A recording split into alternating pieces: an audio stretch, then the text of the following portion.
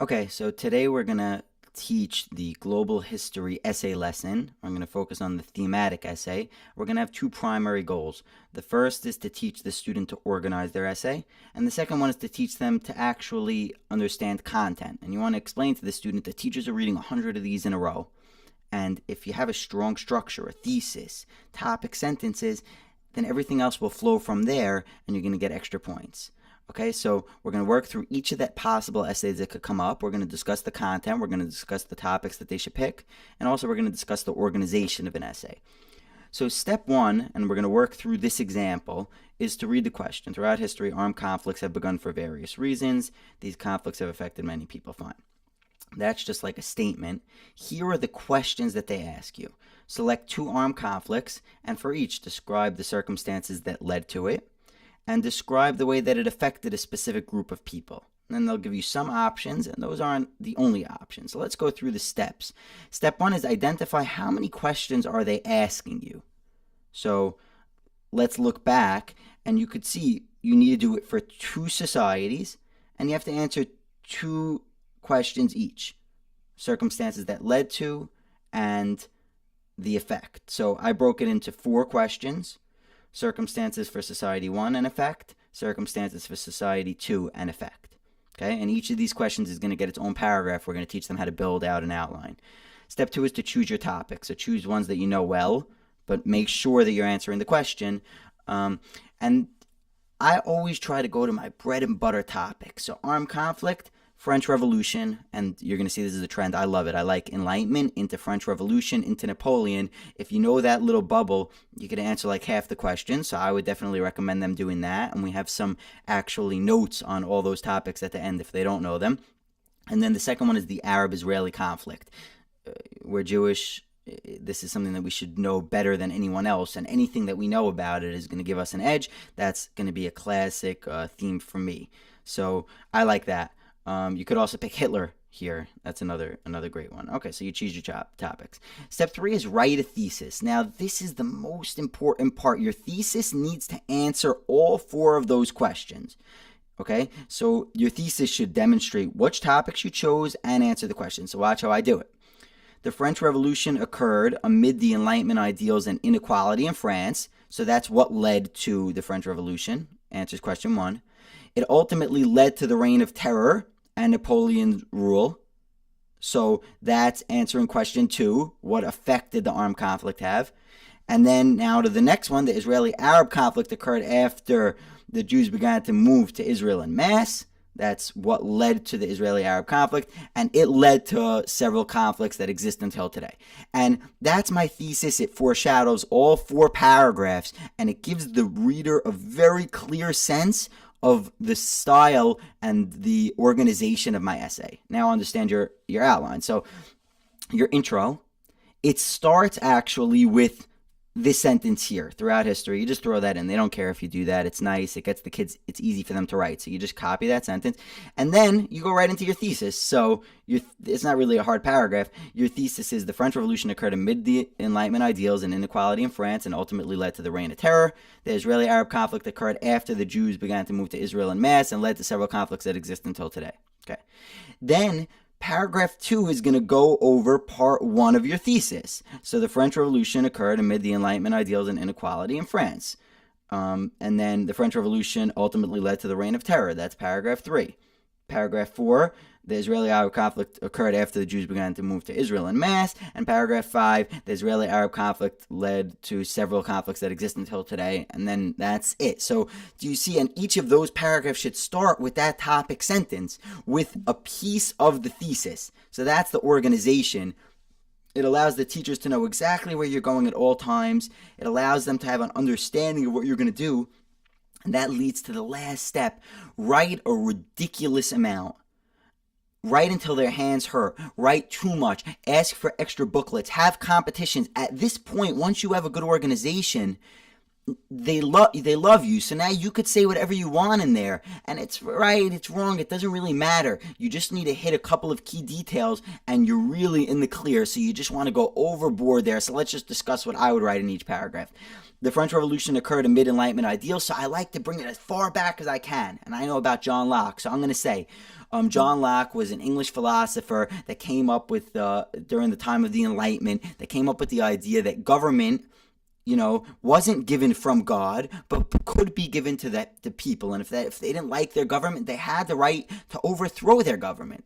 Now fast forward to France, and you know that there is the third estate. It's the poor people, the 99% that aren't rich. And they felt like their situation wasn't fair. You could say they had less food to eat, they had less money, they had less opportunity. And the king and the rich people, all the rules were made to benefit them. They probably paid less taxes than everyone else. And the poor people didn't understand why these rules existed. So they decided to uprise, and they believed that if the government, like Locke said, if the government doesn't support us, then we're allowed to overthrow them. We could fight back.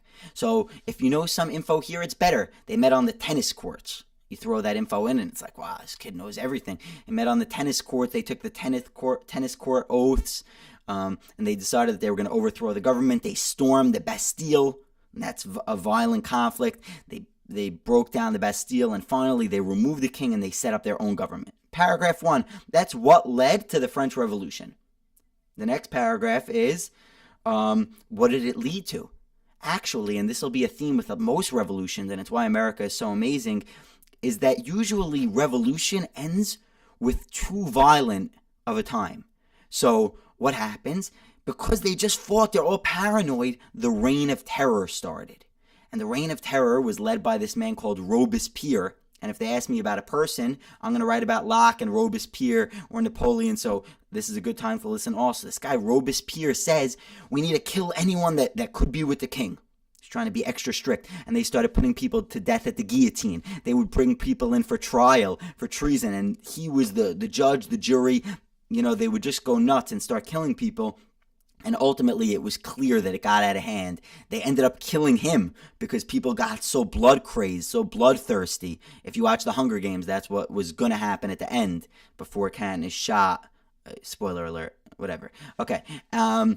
Anyhow, so it leads to the Reign of Terror. And then, actually, an absolute monarch, Napoleon, steps in, which is ironic. He takes over, and he conquers more land and spreads the Napoleonic Code. And now you really just overwhelm them with how much you knew. It's great, all right? So that's that. You'll use that info for other essays. That's why I thought it was worth sharing with you. Now, the Israeli-Arab conflict, that happened after the Holocaust. The Jews realized they needed a homeland. So you start with the Holocaust. They were persecuted by Hitler. They needed a homeland. And they began to move to Israel en masse. Theodor Herzl established Zionism. And he said, let's move to Israel en masse. People started moving in. Now, the Arabs had lived there for years before that, and they didn't want new people living in their land, and conflict started to arise. At first, it was small, and at this time, the British controlled Israel. And as the conflict began to happen, the British eventually said, you know what, the heck with this. We don't want to be involved with this place. This place is a mess, and they gave it up, and the UN took over, and the UN jumped in and said, let's have a split-state solution. Each state will get half. The Arabs didn't like that. They thought it was their land. They had been living there first in their minds. And, of course, the Jews thought that it was given to Abraham and, it was their homeland. So the Arabs went to war with the Jews, and the Jews won and conquered more territory. And that led to more conflicts. This is the Yom Kippur War, a war where the Arabs initiated an attack on Kippur to catch the Israeli people by surprise. The Israelis actually fought back, won, and conquered more land. There's the occupation, which is the fact that some of the Israelis had conquered more land than was given to them by the UN during these wars, and that the Arabs believed that they should have it back. There's the Intifada, terrorism, suicide bombers. At this point, you just riff on your own. You know all of this stuff. You know enough. You might have heard of Yasser Arafat. You might have heard of Begin or, I don't even, whatever. I throw any names out there that you know. Okay, and that's a gorgeous essay. You killed it, all right? So now let's go through new essays. Let's talk about what we would speak about and how we would draw a thesis. So two political leaders describe the circumstances that led to him to be power, explained one policy that he put into effect, and how it affected people. So how many questions do they ask? Remember that that's step 2. They ask 6 questions, so you're going to have 6 paragraphs. You're going to have a paragraph about the circumstances that led him to come to power, a paragraph about his practice, and a paragraph about the effects. So let's pick our guys. So we're looking for 2 political leaders. I'm definitely going with Robespierre. That's the leader of the French Revolution. So historical circumstance. So we'll work on our thesis in a second, actually. Give me a second. And then I would maybe even go with Napoleon, double whammy, or I would go with Hitler. So let's do Hitler because we hadn't spoken about him yet, and he's a critical guy. So this is my thesis. Robespierre came to power as the leader of the French Revolution. He implemented the reign of terror, or a very violent form of government. Ultimately, his policies led to too violent of a regime and to Napoleon Bonaparte's rule. Hitler came to power after World War I, when Germany was all beaten up. He decided to have a genocide on Jews, and the policy resulted in the gas chambers, etc., etc. And we'll talk about more in detail. So that's my thesis, and now 1 paragraph on each. So Robespierre was the ruler of the French Revolution. Starts with the Enlightenment with John Locke. People wanted to be free. Third Estate, tennis court oaths. Robespierre decides to come into power. What does he do after they destroy them? He puts in the reign of terror. He's very paranoid. He kills anyone that he thinks could be associated with Louis. They kill them at the guillotine. It becomes too violent. Ultimately, Robespierre is killed. How did this policy affect? It made the French Revolution turn bad and ultimately led to the rule of Napoleon, who spread French ideals. Hitler came to power after World War I. Treaty of Versailles is always where you jump in there. After Germany lost World War I, strict punishments were given to Germany because they said this war was your fault. You started it and you lost, so you should be punished. Now, ultimately, Germany was all beat up and down at this point, and Hitler came to power and said, you know what, it's not your fault. It's the Jews' fault. It's the West's fault. It's these people's fault. Let's kill all of them. He used propaganda to dehumanize the Jews and decided to do genocide to them. He built concentration camps where he had them killed. I mean, at this point, you guys know tons of info on this. He rounded them up. He treated them like animals. He put them into the gas chambers. Their shoes were left to dry. You could talk about Auschwitz. And ultimately, this policy, while it led to the death of many Jews, led to Zionism and the development of the State of Israel. So you see, we stick to topics that we know, we're organized, we write tons, and we're killing it. Next essay, collapse of government. Historical circumstances that led to a collapse of government, political, social, and economic changes. So this could be 4 questions, right? 2 times 2. So I would think of collapse of government, definitely French Revolution. I would talk about collapse of Louis XVI. That's the French Revolution, and we know plenty about that. And then if we're talking about another collapse of a government, collapse of a government.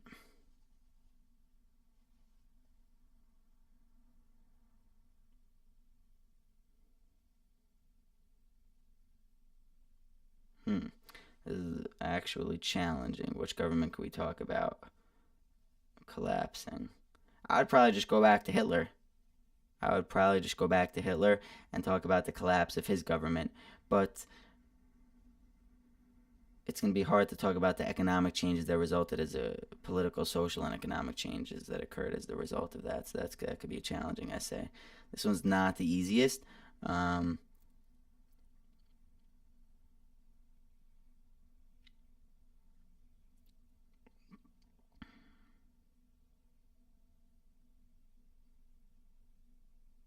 Not sure. Let's get back to this essay, but we'll think of something. Okay, human rights, justice. So this is going to be a challenging one. Describe that led the individual to defend human rights, the method that he used to defend human rights, and the extent to which his efforts were successful. 6-paragraph essay. Here we're going to introduce John Locke. I'm going with him again, and I'm going with Gandhi. So we'll introduce Gandhi. So my thesis is going to be John Locke understood that John Locke responded to the idea of divine right to government. He wrote books to teach the people that they could fight back, and his books led to tremendous revolution.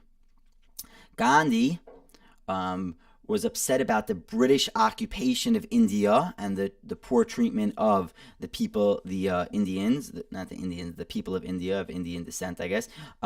He used passive-aggressive fight, passive resistance, the Salt March, etc. His efforts were successful, but even after India won independence, it needed to be split because of the violence that occurred. So that's what I would say. And then let's talk about each of those. So we know enough about Locke. Locke grew up during the time where there was an idea that the government had divine right to rule. They could rule no matter what. And they would impose their own rules that only benefited them. Locke wrote a book called The Two Treatises, where he said that if the people don't like the government, they have the right to rebel. And his books led to the French Revolution, the English Revolution, there's another revolution I'm forgetting, but the American Revolution. So that's a strong one. Gandhi we haven't spoken about enough in depth, and there's more details on Gandhi in the back. So let's go there and look at it for a second, because I don't know even that much about Gandhi. But Gandhi was appalled by the discrimination of Indian immigrants in South Africa. Okay, so it's in South Africa. He made passive resistance, right? He to return to India, supported the British. Gandhi led a campaign of civil disobedience, right? So there were hundreds of Indians living in South Africa, including women. They went to jail. They went on strike. Some were shot. Eventually, they made concessions. And they took away the poll taxes. He was upset that they were being taxed more, that they weren't allowed to get married. Those are the things that he was responding to. And he had an Indian independence movement, right? He wanted economic independence for India. So Gandhi called off the resistance at some point. There was a Salt March that was important. There were boycotts of British products, right? So they wouldn't go to the British schools. And then he had another fast to bring peace to Delhi. The guy did a lot of different things. But ultimately, I think after India was set free, they still had infighting between different sects in India. So it was successful. They got independence, but it wasn't as successful as could have been imagined. Another one for human rights could have been Robespierre, and then write about the French Revolution and the civil rights, the justice that they wanted were that the third estate shouldn't. I would probably even do that, but I wanted to discuss Gandhi because he could come up, and you might need to use him for revolution. We know the French Revolution. I want to talk about the Neolithic Revolution. The Neolithic Revolution was the move. So this is a 4-paragraph essay, right? The circumstances. So I would say the French Revolution occurred in light of the Enlightenment and the Third Estate uprising, and it led to the reign of Terry Napoleon's rule. The Neolithic Revolution occurred after the Paleolithic age, where people were more nomadic, and it led to the development of society. And the Neolithic Revolution starts with the time when people are nomadic. They're nomads. They travel from place to place looking for food. They eat animals. They're hunters and gatherers. All they're looking for is their next bite. Suddenly they discover the use of tools, the plow, and they're able to actually begin to farm the land, and that leads them to settle in one place. And once they settle in one place, now you can write about anything that you would think of that would allow be possible because they settled into one place. They began to form government. They began to form religions. They began to build roads. They began to make languages. You could go on and on and on with this one. And it's a great, great essay. And you could talk about a couple of individual societies that developed. There's also nice Tigris and Euphrates, Mesopotamia, near the Nile River in Egypt. You got plenty to go on there. Belief systems. One, I would say for a belief system, do they want a religion? Some beliefs have spread outside of the origin. The diffusion of the belief system has affected other societies. So you could even go here with this idea. They actually said in a different essay, that's why I know you could do it. The authority of government comes from the people. That's the John Locke ideal. And then go into French Revolution again here. That's a belief system. But if we want to talk about religion, to talk about Judaism, discuss a central principle. You guys know enough of them. How did the belief system spread? Abraham, he brought it to other people and his children, and they're taken out of Egypt. You could just go on and on with that. And then Islam, and then how did it spread to another region? The effect of the belief system on the region of the society. You could talk about, endless things. Endless effects of Judaism. You could talk about the Arab-Israeli conflict. You could talk about the Crusades. Also, you could do that for Christianity, a central principle. And then how did it spread? It spread violently through the Crusades, where they would go to places and force people to convert, or they would kill them. And the effect is obviously a lot of war, a lot of death, and that could work. You could talk about Islam was founded by Muhammad, and it was spread through trade and through Mansa Musa's pilgrimage, through people spreading the ideas from place to place. They were merchants. They would go from place to place, and they would spread it. At first, the Islam was spread peacefully. Muhammad would bring it to people. He would say, "Isn't it great? Don't you like it?" And then eventually, it became forcibly, and they tried to kill him. The effects of this spread, it spread throughout the Middle East, and now we have the Arab-Israeli conflict is a religious conflict, and that's something you could talk about. So I'm always going back to my bread and butter. Challenging of authority, we have John Locke, Robespierre with the French Revolution. What are other guys? You have Gandhi here. So definitely those are the topics that you want to study up on. Teach them how to write the thesis. Movement of people and goods. So again, they said you could talk about ideas that spread. You could talk about the authority of government comes from the people. How did it move from one place to another? Through books, through the printing press. How did it significantly influence that group of people? I would talk about, that one's pretty clear cut. Islam, we also discussed how it spread. I would even talk about trade, how the gold trade you could do in Africa, or you could talk about the trade between the Encomendiada system, where they would force trade with North and South America and Spain. Technology, let's talk about this essay because this comes up from time to time. 2 technological innovations.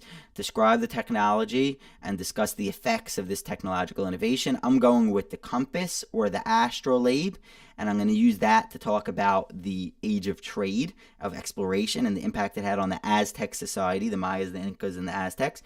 And I'm going to talk about the printing press and how that led to the Enlightenment and to the Protestant Reformation, because ideas were able to be spread. So, describe the existing technology. The astrolabe was a new form of navigation for boats, and there's actually information for this in the back also, and John Locke and the French Revolution. The astrolabe was a technology that allowed them to navigate better. This technology allowed them to find the New World, or the Americas, but it also led to the destruction of the Maya, Incas, and Aztecs, forced trade, the Encomendiada system, and ultimately European existence in the Americas. And then I would talk about the printing press, and I would say prior to the printing press, very few people were literate. There was forms of writing, but they were all like scribed out maybe one by one, and you had to have only one copy of a book, and books were very expensive. Once they were able to make many copies of books, they spread ideas. They spread Locke's book, they spread Protestant Reformation book. They were able to spread ideas, and the effects, you could go into the whole French Revolution if you wanted. Global issues. This is a hard essay. It comes up on occasion. It's a modern global issues. So I would talk about global warming. Describe how it affects a specific country or region or the global community. It could potentially lead to the polar ice caps melting, flooding, destruction of the ozone layer. Explain a solution that has been proposed. We need to stop polluting. We need to use natural fuels and energy. We have to stop burning fossil fuels. We need to come up with greener solutions. Discuss the extent to which it has been successful. To some extent, it's been better. We're polluting less. We have Teslas. We have cars that are, electronic cars. But to the same extent, and recently I think the UN just had a very important movement where they agreed to a lot of different things about global warming. But on the other hand, we've been, it's still a work in progress. And then terrorism, I'll talk about ISIS, the Arab-Israeli conflict, and then what are the solutions? I don't know what the solutions are. We arm the people that are fighting against ISIS. We try to fight back, but to what extent has the solution been successful? Not that successful. And then we have here geography, the last one. This is important. This will come up from time to time. They want you to talk about 2 geographic features, and for each, pick a region and blah, blah, blah. of how it influenced the region. So I would talk about mountains in Greece. Greece was a mountainous terrain. It allowed them to have a diverse population because people couldn't meet with one another. So you have Athens and Sparta, such diverse. One is a direct democracy, the other is a military state, all under one rule. They're called city-states. And that's because of the mountains. They weren't able to communicate so well with each other. It wasn't so unified in Greece. Also, they developed terrace farming, so they could farm even on the mountains. So I would talk about that. And then if I needed to talk about something else, I might talk about natural resources in Africa. And I would talk about how they had gold, they had ivory, and initially that allowed them to dominate the gold salt trade, right? You had Mali, Songhai, right? They were trading with the other empires, with European empires, and they were rich, and they had a golden age there, and they developed math and art and everything. But eventually, those natural resources were tempting, and it became an issue of imperialism, where England, Europe, Japan, Italy were all storming into Africa and trying to seize those natural resources. Ultimately, the Africans were taken as slaves. They were sold, and all of that is a result of the natural resources in Africa. And I like that essay because, I don't know, it's easy to me. And that looks like it. Let's go back to that one essay that I wasn't so clear on and see if I have a better idea of anything that we could talk about for the collapse of government.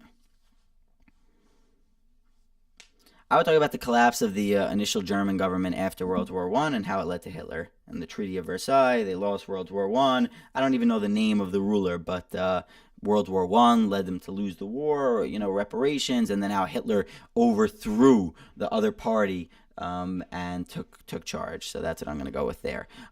Over here, there's all info on a lot of the topics. So Locke, French Revolution, a little Napoleon, and then some Gandhi stuff, and Arab-Israeli conflicts. Also, there was the technology essay in there. So you'll tell them that that's there. But remember, the stress is on them being able to understand how to format the essay. So take time, make them write theses for you, confirm that they could write theses. And it's going to be a really strong lesson, all right? So that's all, and good luck teaching it.